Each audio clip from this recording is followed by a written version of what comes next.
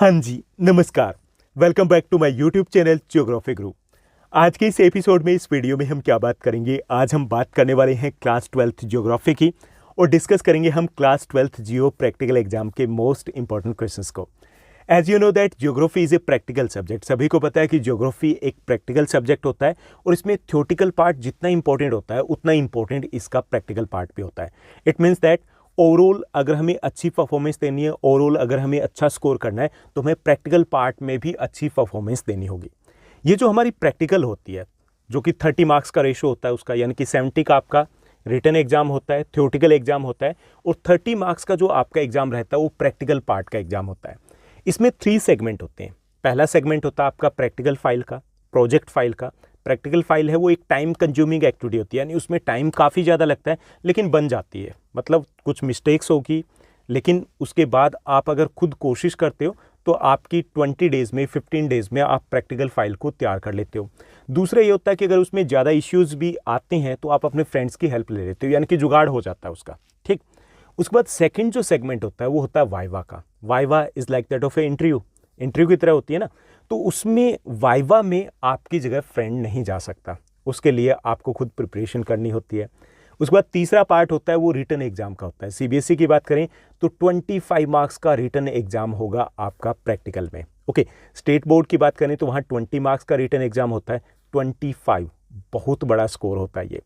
कई बार ऐसा होता है कि जैसे अगर हम बात करें आउटसाइड दिल्ली में, अगर आप दिल्ली में नहीं हो, दिल्ली से बाहर हो और आप कॉलेजेस वगैरह में, लोकल कॉलेजेस में एडमिशन लेते हो, तो वहाँ पे मेरिट बनती है। मेरिट के बेस पे एडमिशन लेना होता है आपको। और ये जो यहाँ पे आपको 2-4 मार्क्स अगर आप बेटर स्कोर कर पाते हो, वो बहुत इंपॉर्टेंट हो जाते हैं आपके कॉलेज में एडमिशन के लिए। ओके, तो यहाँ दिक्कत क्या आती है, समस्या क्या है, इश्यू क्या है? इश्यू ये है कि आपका जो ज्योग्राफी है उसका थ्योरेटिकल पार्ट का सिलेबस बहुत लेंथी होता है। ओके, उसके बाद जो आपका प्रैक्टिकल पार्ट है उसका सिलेबस भी काफ़ी ज़्यादा लेंथी होता है। ऊपर से जब आप प्रैक्टिकल फाइल को प्रिपेयर करते हो तो 15 to 20 डेज़ मिनिमम टाइम है, कई बार 1 मंथ के आसपास आप टाइम लगा देते हो, तो आपके पास वो टाइम ही नहीं बच पाता। दूसरा ये होता है कि क्लासेस की जहाँ तक बात की जाए तो कुछ इस टाइप से स्कूलों में क्लासेस सेट की जाती है कि जियो का एक ही पीरियड आपको मिल पाता है। अगर डबल पीरियड हो तो इस प्रैक्टिकल पार्ट को भी स्कूल में कवर किया जा सकता है, लेकिन मोस्टली स्कूल में ये होता है कि आपको एक सिंगल पीरियड मिलता है। तो उसमें सिर्फ आपका थ्योरेटिकल जो पार्ट है वही कवर हो पाता है। तो अब प्रैक्टिकल पार्ट का क्या किया जाए? वहाँ पर भी हमें अच्छा स्कोर करना है ना, सभी को करना है, हमें भी चाहिए 29-30 मार्क्स तो हमें स्कोर करना है। तो उसके लिए दिक्कत क्या है कि अगर आप खुद सेल्फ स्टडी से करना चाहोगे तो उसमें भी वो सिलेबस कवर करना बड़ा मुश्किल हो जाता है, क्योंकि इसके ऊपर अगर फोकस करोगे तो थ्योरेटिकल पार्ट का क्या रहेगा। तो हम यहाँ क्या करने वाले हैं, हम यहाँ पे डिस्कस करेंगे आपके प्रैक्टिकल पार्ट के कुछ मोस्ट इंपॉर्टेंट क्वेश्चंस, जो आपके वाइवा के लिए भी बहुत इंपॉर्टेंट रहेंगे, जो आपके रिटन एग्जाम के लिए बहुत इंपॉर्टेंट रहेंगे। आप इन क्वेश्चंस को कर लीजिए, that is more than enough. यानी कि अगर ये कर लोगे तो सब कुछ आपका कवर हो जाएगा, यानी कि आपको बहुत ज़्यादा डीप नहीं जाना पड़ेगा। ओके, तो चलिए लेट्स बिगिन। चलिए देखते हैं कौन से क्वेश्चंस हैं जो आपके ज्योग्राफी प्रैक्टिकल के लिए मोस्ट इंपॉर्टेंट रहने वाले हैं। तो इसमें मैं सिर्फ क्वेश्चंस आपके साथ शेयर करने वाला हूँ। अगर आपको लगता है कि ये क्वेश्चंस, इनके सॉल्यूशन है वो भी डिस्कस करने चाहिए, तो आप कमेंट सेक्शन में कमेंट कर सकते हो। उसके बाद हम कोशिश करेंगे, ट्राई करेंगे कि इनका सॉल्यूशन भी आपको प्रोवाइड कर दिया जाए। तो यहाँ पे देखिए फर्स्ट जो क्वेश्चन है आपका, जो मोस्ट इंपॉर्टेंट क्वेश्चन रहेंगे रिटन और वाइवा के लिए, उसमें फर्स्ट जो क्वेश्चन रहेगा कि what are data and why do we need data. Data क्या होता है ये हमें बताना है, आंकड़े क्या होते हैं ये हमें बताना है, और हमें आंकड़ों की ज़रूरत क्यों होती है। देखिए आपका फर्स्ट जो चैप्टर है उससे ये क्वेश्चन दिया गया है, और ये लगभग सब कॉमन सी बात है कि जब भी आप प्रैक्टिकल में वाइवा का क्वेश्चन होगा तो उसमें शुरुआत इसी से होगी। ओके, उसके बाद सेकंड क्वेश्चन आपका बनता है कि describe the sources of the data और describe the method of data collection और डिस्क्राइब प्राइमरी और सेकेंडरी डेटा। एक ही बात है कि आंकड़ों के स्रोतों का वर्णन कीजिए कि ये जो डेटा है हम कहाँ से कलेक्ट करते हैं। ओके, तो आंकड़े या डेटा की बात करें तो इसके 2 सोर्सेज होते हैं, प्राइमरी सोर्स और सेकेंडरी सोर्स हैं। ये प्राइमरी सोर्स कौन से होते हैं, सेकेंडरी सोर्स कौन से होते हैं, ये आपको अच्छे से पता होना चाहिए। ठीक, यानी कि डेटा क्या होता है। देखिए डेटा की हम थोड़ी सी बात कर लेते हैं कि मान लीजिए अगर मैं ये कहूँ कि आपकी क्लास में बच्चे हैं, that is not a data. यहाँ पे हमारे पास किसी टाइप की इंफॉर्मेशन नहीं है, ना तो क्वालिटी की बात हो रही है, ना ही यहाँ पे क्वांटिटी की बात हो रही है। अगर मैं ये कहूँ कि आपकी क्लास में इंटेलिजेंट बच्चे हैं तो that is also a data, intelligent data है ये। लेकिन ये कहूँ कि 40 स्टूडेंट्स है तो ये डेटा है जिसको हम शो भी कर सकते हैं, ओके, मापा भी जा सकता है, क्लियर। तो ये 40 क्या है, ये एक डेटा हो जाता है। अब देखिए जो डेटा को हम कलेक्ट करते हैं तो वो दो तरीके से कलेक्ट हो सकता है, इसके दो सोर्स हो सकते हैं, एक तो प्राइमरी प्राथमिक स्रोत हो सकता है, दूसरा सेकेंडरी द्वितीयक स्रोत हो सकता है। अगर मैं खुद डेटा कलेक्ट कर रहा हूँ, ठीक, खुद अगर कलेक्ट कर रहा है रिसर्चर तो वो प्राइमरी सोर्स होगा, जैसे वो इंटरव्यू ले रहा है प्राइमरी सोर्स होगा, जैसे इंटरव्यू के साथ साथ वो ऑब्जर्व कर रहा है प्राइमरी सोर्स होगा, अगर वो क्वेश्चनियर जैसे उसने प्रश्नावली तैयार की, कुछ क्वेश्चंस रिटर्न में दे दिए और उसका आंसर वो ले रहा है, वो प्राइमरी सोर्स होगा। सेकेंडरी क्या होता है कि सेकेंडरी सोर्स वो होता है कि जब किसी और ने डेटा को कलेक्ट किया है और उसको हम यूटिलाइज करें, ठीक, जैसे न्यूज़पेपर से आपने डेटा ले लिया, ओके, हमारी जो सेंसस बुक है उससे आपने डेटा ले लिया कि 2011 में इतनी सेंसस, इतनी पॉपुलेशन थी, इतना सेक्स रेशो था, लिंगानुपात था, वो क्या है, सेकेंडरी डेटा है। इंटरनेट से डेटा लिया, वो कौन सा है, वो आपका सेकेंडरी डेटा है, ठीक। तो ये हमें बताना है, तो इसको अच्छे से आप प्रिपेयर कर लोगे, बहुत इंपॉर्टेंट है, क्योंकि जब भी आप प्रैक्टिकल फाइल के साथ जाओगे तो वाइवा की अगर बात करें तो उसमें जो कुछ भी आपने रिप्रेजेंट कर रखा वो क्या है, वो डेटा है। तो डेटा से रिलेटेड क्वेश्चंस तो आपसे पूछे जाएंगे और आपके रिटन एग्जाम में भी इसी टाइप के क्वेश्चंस रह सकते हैं। उसके बाद थर्ड आपका क्वेश्चन रहेगा, describe any 3 sources of the primary data. देखिए प्राइमरी डेटा जैसे हमने ऊपर बात की कि प्राइमरी डेटा कौन से होते हैं, वो जो हम खुद कलेक्ट करते हैं, तो इसमें इंटरव्यू हो सकता है, ऑब्जर्वेशन हो सकता है, क्वेश्चनियर हो सकता है, क्लियर, सर्वे हो सकता है, तो ये सब कुछ इसमें हो सकता है। उसके बाद सेकेंडरी जो सोर्सेज है उसके भी हमें बताने कि सेकेंडरी डेटा है उसके कौन से 5 सोर्सेज हमें बताने कि कहाँ से सेकेंडरी डेटा हम कलेक्ट कर सकते हैं, न्यूज़पेपर से, मैगजीन से, टीवी से, रेडियो से, इंटरनेट से, ओके। इसके अलावा पब्लिश्ड जो गवर्नमेंट डॉक्यूमेंट्स होते हैं, अनपब्लिश्ड गवर्नमेंट डॉक्यूमेंट होते हैं, बहुत हो गए। इसमें बात की गई इंटरनेट किस टाइप का डेटा का सोर्स है, तो इंटरनेट है that is the part of the secondary data source, secondary data का सोर्स है ये, ठीक। उसके बाद क्योंकि क्यों है, क्योंकि इंटरनेट के जो भी डेटा हम ले रहे हैं तो वो हमने कलेक्ट नहीं किए ना, वो सेकेंडरी में आएगा। उसके बाद what do you understand by the interview, interview साक्षात्कार क्या होता है ये हमें बताना है कि इंटरव्यू में हम 1 to 1 generally we can ask the questions face to face, हम क्वेश्चंस को पूछते हैं, वो इंटरव्यू कहलाता है, ओके। जो भी हमें इंफॉर्मेशन चाहिए होती है तो हम पर्सनली उससे पूछ सकते हैं, तो वो इंटरव्यू होता है, ठीक। तो थोड़ा सा डिटेल में इसको डिस्कस कर लीजिएगा। उसके बाद नेक्स्ट है right the merits and demerits of the interview method. जो इंटरव्यू मेथड होता है उसकी मेरिट्स और डिमेरिट्स आपको अच्छे से करनी है कि मेरिट्स क्या होती है। मेरिट्स तो ये होती है कि हमें जो भी इन्फॉर्मेशन चाहिए होती है वो इन्फॉर्मेशन हम ले लेते हैं, ज़्यादा ऑथेंटिक होता है क्योंकि आमने सामने बैठ करके बात की जा रही है, ओके। इसमें कंसेप्ट ज़्यादा अच्छे तरीके से क्लियर हो जाता है। डिमेरिट्स की बात करें तो मोटे तौर पे डिमेरिट्स ये होता है कि इसमें आर्टिफिशियल इन्वायरमेंट होता है। कई बार पर्सन जिसका हम इंटरव्यू ले रहे हैं वो घबरा जाता है, ओके। कई बार ऐसा भी होता है कि वो अंडर प्रेशर में कुछ ऐसी इन्फॉर्मेशन दे देता है जो कि इन्फॉर्मेशन ऑथेंटिक नहीं होती, सही नहीं होती, ये भी हो जाता है। और कई बार ये भी होता है कि जो इंटरव्यूअर है, जो इंटरव्यू ले रहा है, अगर वो वेल क्वालिफाइड नहीं है, वो ठीक तरीके से क्वेश्चन नहीं पूछ पाता, तो जो भी हमें इन्फॉर्मेशन चाहिए वो इन्फॉर्मेशन नहीं मिल पाती, तो वो आपको थोड़ा सा अच्छे से प्रिपेयर करना है। What precautions should be taken while taking the interview. एक तो ये कि इन्वायरमेंट जहाँ पे हम ले रहे हैं वो इन्वायरमेंट है वो फ्रेंडली होना चाहिए, ओके। दूसरा ये होता है कि क्वेश्चंस हमारे डायरेक्ट होने चाहिए, क्वेश्चंस इजी लैंग्वेज में होने चाहिए, क्वेश्चंस कंट्रोवर्शियल नहीं होने चाहिए, हमें फ्रेंडली इन्वायरमेंट बना करके रखना चाहिए सो दैट, ओके। और लॉन्ग नहीं होना चाहिए इंटरव्यू, ये भी होता है। और इसमें जो जिसका हम इंटरव्यू ले रहे हैं वो कंफर्टेबल फील करे, ये भी हमें इंश्योर करना है। तो ये कुछ चीज़ें हमें ध्यान में रखनी है, तो ये सब कुछ आप प्रिपेयर कर लोगे। उसके बाद अगर हम 7th क्वेश्चन की बात करें जो इंपॉर्टेंट रहेगा आपके प्रैक्टिकल एग्जाम के लिए, वो है what is questionnaire method and state the merits and demerits of this method. ये जो क्वेश्चनियर मेथड है ये क्या होता है, प्रश्नावली विधि क्या है, इसके गुण और दोष हमें बताना है। देखिए प्रश्नावली क्या होती है, जैसे आपने क्वेश्चन प्रिपेयर कर लिया, व्हाट्स योर नेम, आपका नेम कहाँ है, आप नेम क्या है आपका, ओके। आपका ये बताना है कि आप कहाँ रहते हो, ठीक, आपसे पूछ दिया। आपने स्टडी कहाँ से की है, 12th के बाद आपने कौन से कॉलेज से स्टडी की, कौन से सब्जेक्ट आपके पास थे, हमने रिटन में उसको दे दिया, ठीक। तो रिटन में आपने जो दे दिया और उसने रिटन में हमें आंसर दे दिया, तो वो क्या है, क्वेश्चनियर मेथड है, प्रश्नावली मेथड है। ये डायरेक्ट हो सकता है, इनडायरेक्ट हो सकता है। डायरेक्ट ये कि आपने दे दिया, ठीक, पर्सनली जा करके, एक ये कि बाय पोस्ट आपने भेज दिया, उसके बाद वो आपको आंसर देगा। तो इसमें एमसीक्यूज फॉर्मेट में हो सकते हैं, फिलअप्स हो सकते हैं, ओपन एंड क्वेश्चन हो सकते हैं, किसी भी टाइप के क्वेश्चन हो सकते हैं। गुण क्या होते हैं कि ईजी होता है, ईजी होता है ना, रिप्लाई देना ईजी होता है, कंफर्टेबल होता है, इन्फॉर्मेशन है वो हमें रिटर्न में मिल जाती है, रिकॉर्ड करना आसान होता है, और डिमेरिट्स क्या होते हैं? डिमेरिट्स ये होती है कि कई बार क्वेश्चंस को समझ में नहीं आता, कई बार ये होता है कि हम जब क्वेश्चन एयर देते हैं तो उसके रिप्लाई भी नहीं मिलते, कई बार नॉन सीरियसली इनके रिप्लाई दे दिए जाते हैं, कई बार कोई और ही इसको फिल करके दे देता है। तो इस टाइप की इसमें डिमेरिट्स होती है जो डिटेल में आपको देखना, मैं सिर्फ हिंट दे रहा हूँ कि क्या करना है इसमें, ठीक। उसके बाद नेक्स्ट है what are the qualities of a good questionnaire. अच्छी जो प्रश्नावली होती है उसके क्या क्या गुण होने चाहिए। बहुत इंपॉर्टेंट क्वेश्चन है ये, एग्जाम में पूछ लिया जाता है, आपके अक्सर एग्जाम में आ जाता है, रिटन एग्जाम में। देखिए अच्छी जो क्वेश्चनियर होता है उसमें लिमिटेड नंबर ऑफ क्वेश्चंस होने चाहिए, ठीक। क्वेश्चंस शुड बी शॉर्ट, छोटे छोटे क्वेश्चंस होने चाहिए। लैंग्वेज शुड बी अंडरस्टैंडेबल, यानी समझने के लायक वो लैंग्वेज होनी चाहिए। डिफिकल्ट वर्ड्स हमें नहीं यूज़ करने चाहिए। We should avoid the controversial जो टॉपिक है वो उसमें इंक्लूड नहीं होने चाहिए, ओके। इसमें टू द पॉइंट क्वेश्चंस होने चाहिए, ओके।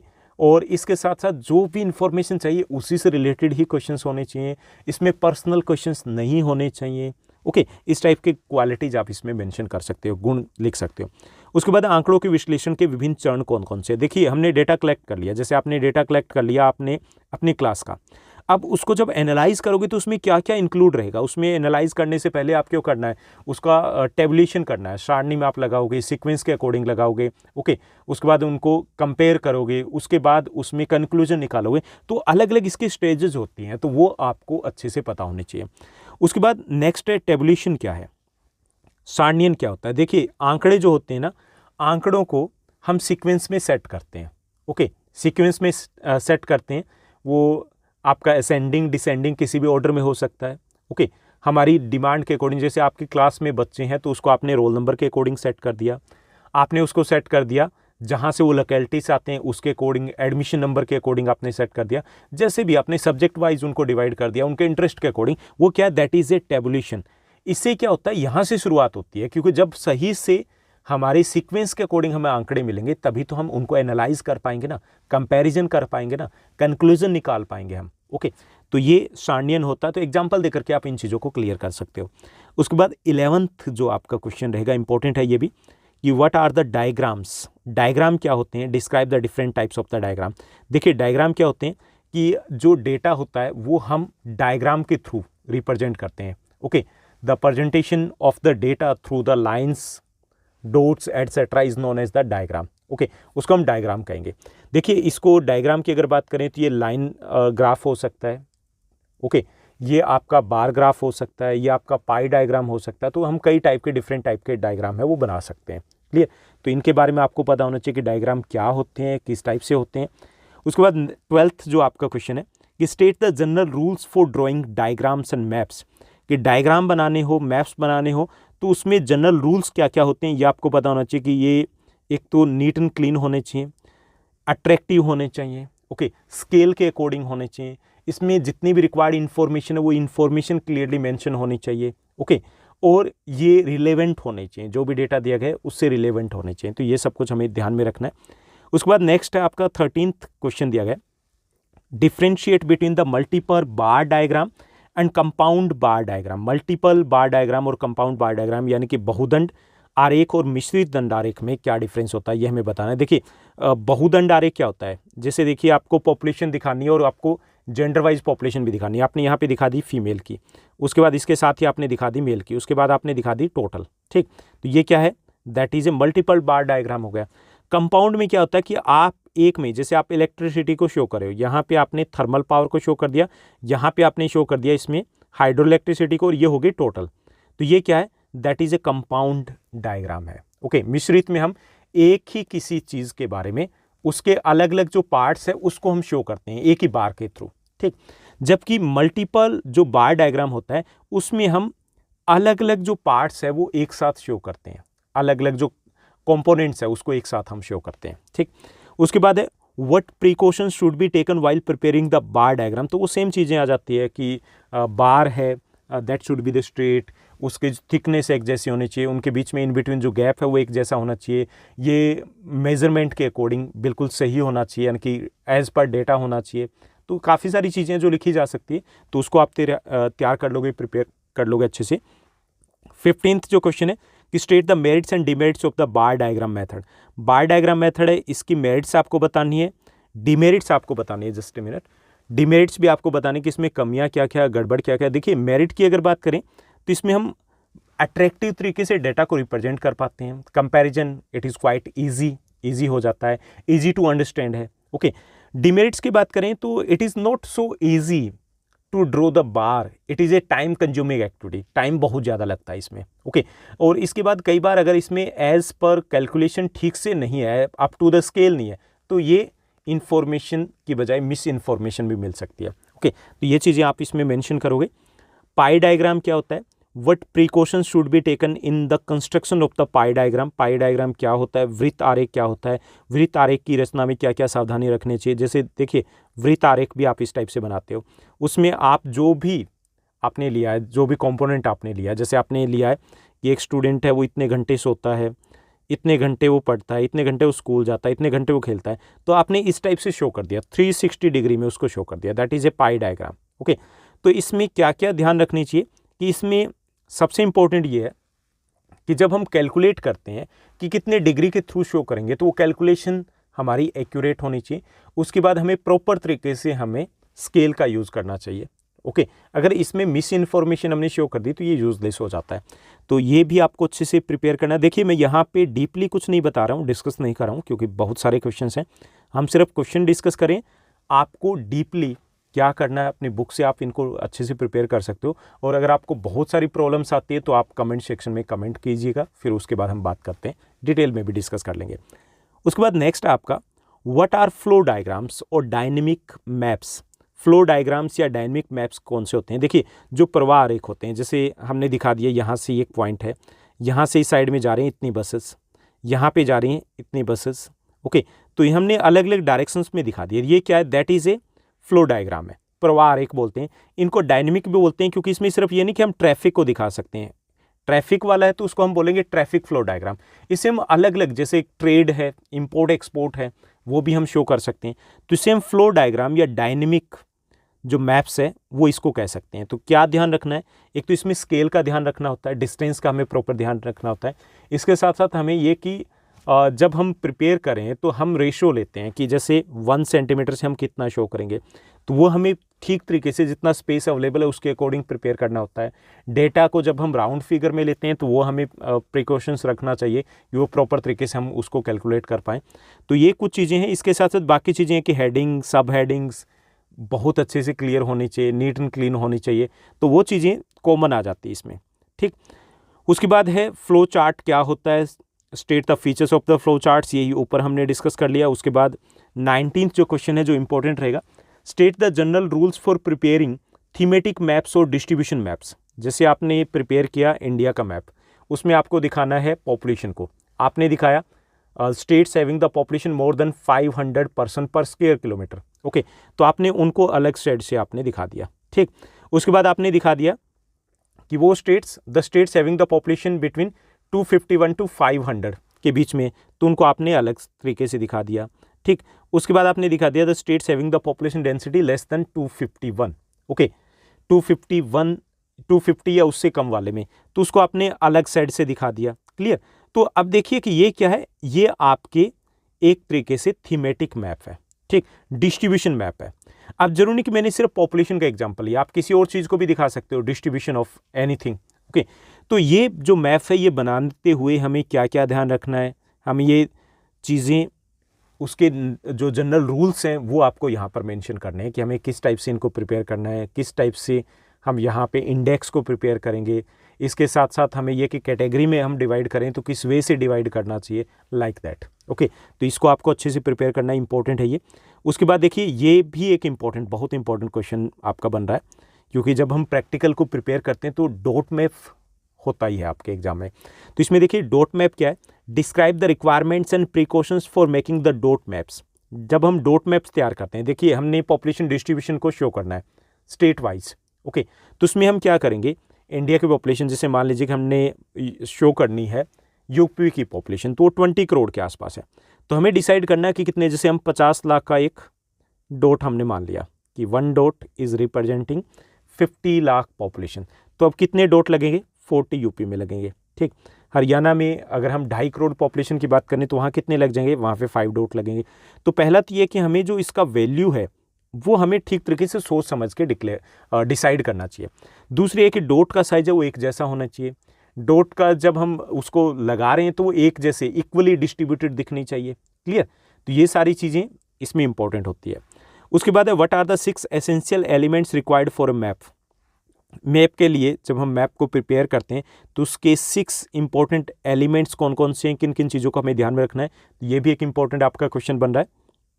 उसके बाद 22 आपका क्वेश्चन है what are the isolines map, describe some common isopleths. देखिए आइसोलाइंस मैप क्या होते हैं, समान रेखा क्या होती है कि जो एक जैसी वैल्यू को जोड़ने वाले, एक जैसी वैल्यू के स्थानों को जोड़ने वाले जो रेखा होती है, वैसी रेखाओं के मानचित्र को हम बोलते हैं आइसोलाइन मैप्स। देखिए कुछ सामान्य समान रेखाओं की अगर हम बात करें तो ये होगी आपकी कंटूर लाइंस होगी, समोच्च रेखाएं होगी, आइसोबार लाइंस होगी जहाँ पे एक जैसी बारिश होती है तो उन प्लेसेस को ये कनेक्ट करती है।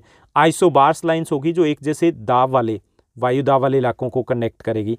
ऐसे ही आइसोथर्मल लाइन्स है जो एक जैसे टेम्परेचर वाले प्लेसेस को कनेक्ट करेगी। तो इस टाइप के मैप्स, ये भी आपके प्रैक्टिकल का पार्ट है, तो ये आपको एटलीस्ट ये ज़रूर अच्छे से पता होना चाहिए। ठीक, बहुत इंपॉर्टेंट है वाइवा के लिए भी, आपके रिटन एग्जाम में 1 मार्कर क्वेश्चन के लिए भी। उसके बाद 24 आपका क्वेश्चन रहेगा। 24 क्वेश्चन है आपका mean median mode are most important as measures of central tendency. देखिए मीन मीडियन मोड ये आप पहले भी कर चुके हो, मैथमेटिक्स में कर चुके हैं, तो इसके एक आध बेसिक क्वेश्चन है वो 2 मार्कर 3 मार्कर में कई बार पूछ लिया जाता है, तो आपको एटलीस्ट सिंपल तरीके से कैलकुलेट करना आना चाहिए। ठीक, उसके बाद 25 है सैंपल सर्वे क्या होता है, बेसिक क्वेश्चन भी है, वाइवा के लिए बहुत ज़्यादा इंपॉर्टेंट है। सैंपल सर्वे क्या होता है कि समटाइम्स अगर लार्जर एरिया, बड़ा एरिया है और उस बड़े एरिया से सभी से हम अगर डेटा कलेक्ट नहीं कर सकते तो हम क्या करते हैं, सैम्पलिंग करते हैं। सैम्पलिंग कैसे करते हैं, जैसे मान लीजिए कि पूरे स्कूल में सभी स्टूडेंट्स से ये पूछा जाए कि आपकी स्टडी कैसे चल रही है, उससे बेटर है कि हम 4-5 कुछ बच्चों को बुला लिया, 20 को बुला लिया, 20 को बुला लिया और उनसे हमने डिस्कस कर लिया, कुछ रिटर्न में एग्जाम वगैरह ले लिया, तो आइडिया लग गया कि यहाँ पे लेवल कैसा है। Okay, that is a sampling. Sampling कब कामयाब होती है, जब बड़ा एरिया हो। ओके, तो उस वक्त हम सैम्पलिंग करते हैं और सैम्पलिंग के बेस पर हम रिजल्ट्स देते हैं। क्लियर? जैसे सैंपल, हर चीज़ के सैंपल लिए जाते हैं, जैसे सॉइल है, मिट्टी है, तो ऐसा नहीं कि पूरी मिट्टी की उसकी जांच होती है, क्या होता है उसका एक सैंपल ले लिया जाता है। क्लियर? तो ये सैम्पलिंग क्या है ये आपको बताना है। उसके बाद है what are the different stages of the field survey. देखिए ये क्वेश्चन अभी अगर बात की जाए करंट सेशन की, इस ईयर की, तो आपके सिलेबस में नहीं है ये चैप्टर, लेकिन वैसे जनरलाइज अगर ये चैप्टर आपका इंक्लूड रहता है उस टाइम में ये क्वेश्चन भी आपका इंपॉर्टेंट रहता है कि जो हम सर्वे करते हैं तो उसके लिए हमें क्या क्या करना होता है, पहले प्लानिंग क्या होती है, बिटवीन ड्यूरिंग द सर्वे हमें क्या करना होता है, आफ्टर द सर्वे हमारी क्या क्या चीज़ें होती है, तो ये सब कुछ आपको यहाँ पर बताना है। ये सेकंड 27 भी उसी से रिलेटेड है कि सर्वे क्या है और जब हम सर्वे करते हैं तो कौन कौन सी प्रॉब्लम्स आती है और what precautions should we take, हमें क्या ध्यान रखना है।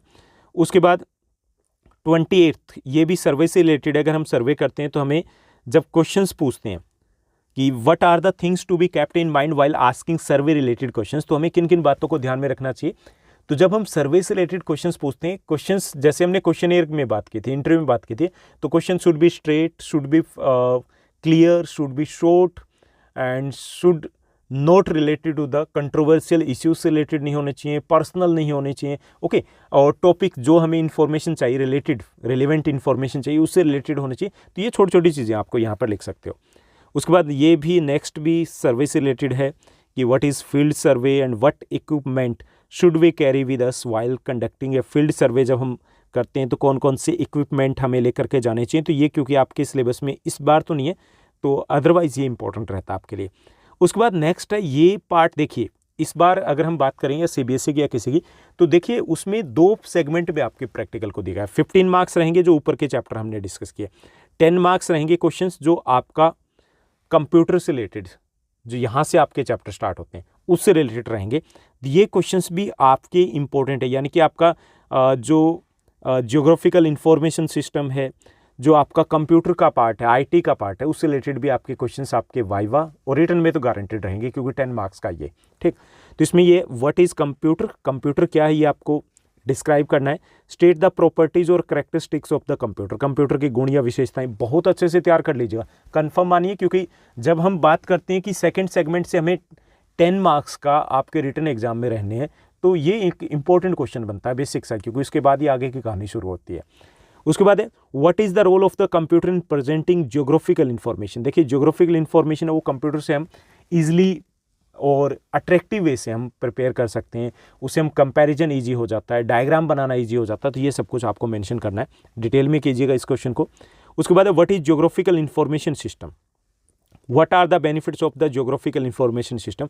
देखिए ज्योग्राफिकल इन्फॉर्मेशन सिस्टम क्या है, जीआईएस क्या है, the use of the computer in the geography is a geographical information system है। कंप्यूटर का, इंटरनेट का जो यूज़ हम करते हैं जियो में, तो वो ज्योग्राफिकल इन्फॉर्मेशन सिस्टम है। ठीक, अब इसका क्या होता है कि हम बेटर वे से कंपैरिजन कर पाते हैं, कंक्लूजन बेटर वे से कर पाते हैं, एनालाइज बेटर वे से कर पाते हैं, उनको रिप्रेजेंट बेटर वे से कर पाते हैं, प्रेजेंटेशन बेटर हो जाती है, इफेक्टिव हो जाती है। तो ये सब कुछ इसके लिए इंपॉर्टेंस रहती है।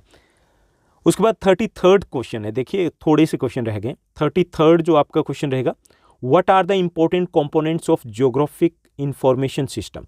जो ज्योग्राफिक इंफॉर्मेशन सिस्टम है उसके इंपॉर्टेंट कंपोनेंट्स कौन से हैं, तो भौगोलिक सूचना तंत्र के महत्वपूर्ण घटक कौन कौन से हैं, तो इसमें क्या कुछ रहेगा ये आपको बताना है। तो इसमें देखिए डेटा हमारे पास होना चाहिए, कंप्यूटर हमारे पास होना चाहिए, लोग हमारे पास होने चाहिए। ओके, तो ये इंपॉर्टेंट पार्ट्स हो जाते हैं, कंपोनेंट्स हो जाते हैं, क्योंकि इनके बिना जो ज्योग्राफिकल इंफॉर्मेशन सिस्टम है वो वर्क ही नहीं करेगा। तो हमारे पास डेटा होना चाहिए, रॉ डेटा होना चाहिए। ठीक, उसके बाद हमारे पास क्या होना चाहिए, लोग, हमारे पास कंप्यूटर सिस्टम होना चाहिए, हमारे पास कंक्लूजन होना चाहिए। तो ये सब कुछ ज्योग्राफिकल इंफॉर्मेशन सिस्टम के इंपॉर्टेंट कंपोनेंट्स है। उसके बाद what is the difference between raster and vector formats of spatial data display. देखिए हम जो डेटा को दिखाते हैं तो दो तरीके से दिखा सकते हैं, एक तो रेस्टर फॉर्मेट है, एक वेक्टर है। इसमें देखिए वेक्टर है वो ज़्यादा एक्यूरेट होता है। रेस्टर में क्या होता है, इसमें सेल्स बना दी जाती है, सेल्स के थ्रू किसी भी चीज़ को दिखाया जाता है ऐसे। ओके, सेल्स इस टाइप से बना दी गई, उसके थ्रू दिखाया जाता है। तो वो इतना बेटर तरीके से हम कंपैरिजन नहीं कर पाते। इसमें क्या होता है, लाइंस को भी यूज़ किया जाता है, डॉट को भी यूज़ किया जाता है। तो यहाँ पे जो प्रेजेंटेशन होती है डेटा की वो ज़्यादा क्लियर होती है, ज़्यादा एक्यूरेट होती है और ईजी टू अंडरस्टैंड होती है, समझने में आसान होती है। तो बस इतना सा डिफरेंस है, इतना ही समझना आपको। उसके बाद what are the input devices and output devices of the computer. ये आपको पता है कि इनपुट क्या होता है, जैसे कीबोर्ड हो गया, स्कैनर हो गया। ओके, ये क्या इनपुट डिवाइसेस आपके। ओके, हार्ड डिस्क हो गया, पेन ड्राइव हो गया। और अगर हम आउटपुट डिवाइसेस की बात करें तो आपका मॉनिटर हो गया, आपका प्रिंटर हो गया, ये सारे क्या आउटपुट डिवाइसेस आपके। क्लियर। उसके बाद 36th क्वेश्चन को देखिए। 36th क्वेश्चन है, बहुत इंपॉर्टेंट है ये आपका, रिटन के लिए भी और वाइवा के लिए भी। यहाँ देखिए आपके सिलेबस में कुछ शॉर्ट टर्म्स को यूज़ किया गया है, एब्रिविएशंस को यूज़ किया गया है, तो इनकी फुल फॉर्म आपको पता होनी चाहिए। जीपीएस क्या है, ग्लोबल पोजिशनिंग सिस्टम है। जीआईएस का है, ज्योग्राफिकल इंफॉर्मेशन सिस्टम है, पता होना चाहिए। Global positioning system, geographical information system. CPU क्या है, central processing unit. Okay, CPU. इसके साथ साथ NSSO, national sample survey organisation. इसी तरीके से इसरो हो गया। तो ये जितने भी शॉर्ट टर्म्स है इनका मीनिंग आपको रिटन में भी पता होना चाहिए, क्योंकि आपके रिटन में पूछा जा सकता है और वाइवा के लिए भी। ओके, इंपॉर्टेंट रहेंगे आपके लिए। उसके बाद ये तो हमारे हो गए क्वेश्चंस। इसके साथ साथ एक और चीज़ रहेगी कि आपका जो 25 मार्क्स का रिटन एग्जाम होना है उसमें आपको 1 और 2 शीट भी देनी होगी, यानी कि आपको 1 और 2 शीट प्रिपेयर करनी है, आपको डेटा को प्रेजेंट करना है डायग्राम के थ्रू। तो इस टाइप के क्वेश्चंस आपसे पूछे जा सकते हैं। देखिए मैंने सैंपल दिया, जैसे यहाँ पे एक क्वेश्चन है आपका, show the following data bye comparative bar diagram. Comparative bar diagram है, उससे आपको दिखाना है, जैसे हरियाणा, केरला और महाराष्ट्र की पॉपुलेशन दी गई है 2001 के according. Total population, mail population और फीमेल पॉपुलेशन, इसको आपको शो करना है। तो ये आपका अच्छे से प्रिपेयर होना चाहिए। जैसे मान लीजिए कि हमें टोटल पॉपुलेशन है, तो आप क्या कैसे शो करोगे, इसमें आपको यहाँ पे पॉपुलेशन लेनी है। क्लियर। हाईएस्ट हो गई, मान लीजिए कि यहाँ 10 करोड़ के आसपास होगी, तो आप क्या करोगे, do show 1 crore with 1 centimetre. 1 centimetre से 1 करोड़ को आप शो करोगे, इस टाइप से 10 तक हो जाएगा। और यहाँ से आपको स्टेट शो करने हैं। तो यहाँ देखिए कि 1/2 सेंटीमीटर को स्पेस लीव करना है।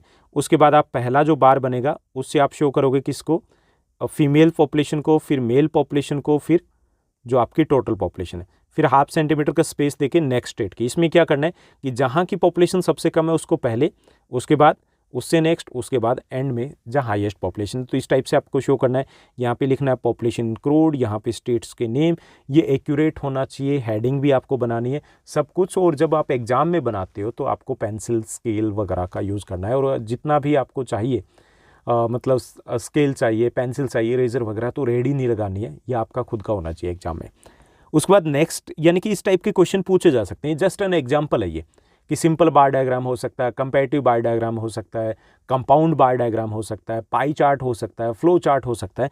तो जो भी शीट आपने प्रिपेयर किया तो उसकी प्रैक्टिस भी आपको करनी है कि आप ऐसे कैसे कर पाओगे। देखिए इसमें डेटा थोड़े से छोटे हो जाते हैं एग्जाम में, कि टाइम कम लगे, ओके, लेकिन प्रेजेंट जो करेंगे हम उसी टाइप से शो करेंगे। एक और यहाँ पे दिया गया है कि कंस्ट्रक्ट ए पाई डायग्राम आपको शो करना है। इसमें क्या करना है कि एक वृत्त आरेख की रचना करनी है और इसमें हमें दिखाना है, ये डेटा हमें दिया गया है कि एक टीचर ने अपनी क्लास के जो स्टूडेंट्स हैं उनके फेवरेट गेम का सर्वे किया। फुटबॉल 20 स्टूडेंट्स का फेवरेट गेम है, हॉकी 10 का है, क्रिकेट 10 का है, बास्केटबॉल की बात करें 20 का है, बैडमिंटन 20 का है। तो इसको पाई चार्ट से आप दिखाओगे। तो इसमें सबसे पहले तो हमें डिग्री को कैलकुलेट करना है। जैसे टोटल कितने हो गए, 40 + 40 80 हो गए, तो आपको 20/80 और मल्टीप्लाई बाय 360, इस टाइप से आपको क्या करना है, सबसे पहले तो कैलकुलेशन करनी है। कैलकुलेशन करके आपको निकालना है कि किसकी कितनी डिग्री बनेगी, ठीक।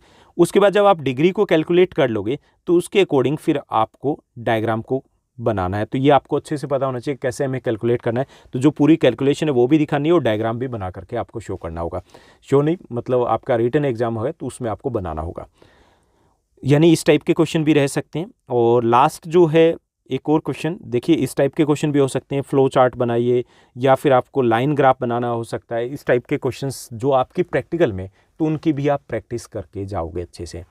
तो ये रहेंगे आपके प्रैक्टिकल एग्जाम के ज्योग्राफी के मोस्ट इंपॉर्टेंट क्वेश्चंस। देखिए आपको लग रहा होगा 39 क्वेश्चन हो गए, 40 क्वेश्चन हो गए, देखिए बहुत कम है, बहुत लंबा चौड़ा सिलेबस है, उसमें से ये 40 क्वेश्चंस निकाल के दिए, इनको अच्छे से प्रिपेयर कर लीजिएगा। अगर आप ये सोचो कि नहीं हो इतने भी नहीं हो पाएंगे, तो it means that you are not ready to score well in the practical part. और उसके बाद आपको लगेगा कि भाई थोड़ा सा अच्छे से सीरियसली ले लेते तो शायद अच्छा सा स्कोर हो पाता।